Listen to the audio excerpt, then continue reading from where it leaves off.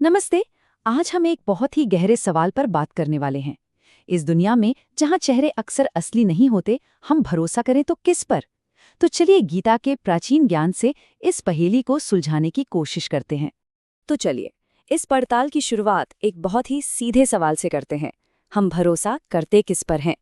ये सुनने में तो एक आसान सवाल लगता है, पर इसका जवाब असल में हमारी जिंदगी की नींव रखता है। यही तो तय करता है कि हम किसके करीब जाते हैं और किससे दूरी बनाते हैं। और यहीं पर गीता के ज्ञान से निकला एक विचार एक कड़वी सच्चाई को हमारे सामने लाता है। जैसा कि यहाँ लिखा है, लोग अक्सर मुखौटे पहनकर घूमते हैं और केवल अपने स्वार्थ के लिए मीठा बोलते हैं। मतलब जो हमें दिखता है वो हमेशा सच हो, ये जरूरी नहीं है। अच्छा, तो चलिए इस बात को जरा और गहराई से समझते हैं। हमारा पहला हिस्सा है मुखौटों के पीछे का सच। तो ये जो मुखौटा शब्द है, इसका मतलब क्या है? जब हम ये कहते हैं तो हमारा इशारा किस तरफ होता है? देखिए, इसका सीधा सा मतलब है एक झूठा दिखावा, जिसे कोई अपने असली इरादों या अपनी असली भावनाओं को छिपाने के लिए पहनता है। तो सवाल ये है कि भाई लोग ऐसा करते क्यों हैं? इसकी सबसे बड़ी वजह सिर्फ एक है, स्वार्थ, यानी अपना निजी फायदा पूरा करने की इच्छा। ठीक है, तो अब जब हमें प्रॉब्लम की जड़ पता चल गई है, तो चलिए समाधान की तरफ बढ़ते हैं। अगले हिस्से में हम देखेंगे कि धोखेबाजों की पहचान आखिर की कैसे जाए। तो फिर सबसे बड़ा सवाल यही है कि इस मुखौटे को पहचाना कैसे जाए? कैसे पता चलेगा कि कौन सच्चा है और कौन सिर्फ दिखावा कर रहा है? देखिए, हमें दो बहुत ही साफ इशारे मिलते हैं।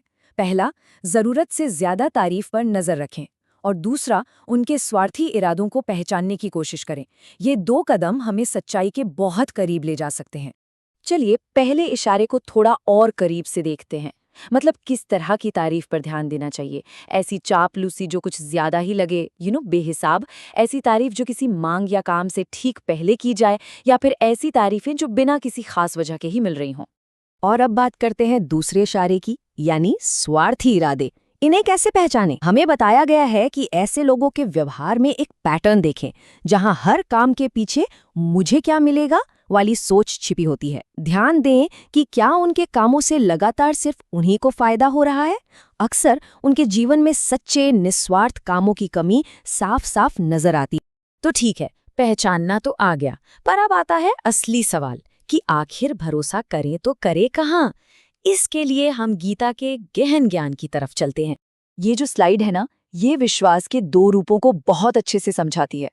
देखिए, एक तरफ है लोगों पर विश्वास, जो अक्सर शर्तों पर टिका होता है, जिसमें गलती की गुंजाइश होती है और जो स्वार्थ से भी जुड़ा हो सकता है।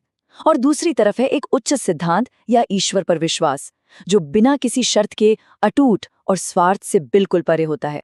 तो अब एक नई समझ के साथ फिर से वही सवाल सामने आके खड़ा हो जाता है कि विश्वास आखिर कहाँ करें?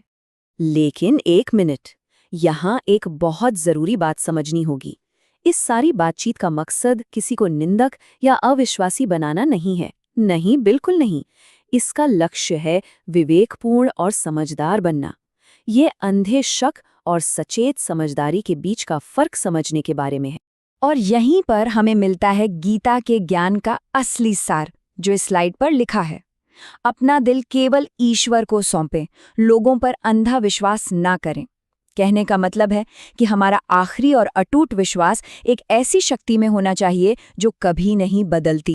तो चलिए आज की सारी बातचीत को 3 जरूरी बातों में समेट लेते हैं। पहली, हमेशा इस बात से सावधान रहें कि जो दिखता है वो धोखा हो सकता है। दूसरी, किसी की भी तारीफ और उसके इरादों को बहुत ध्यान से देखें। और तीसरी, अपना सबसे गहरा, सबसे परम विश्वास किसी अटूट उच्च सिद्धांत में रख।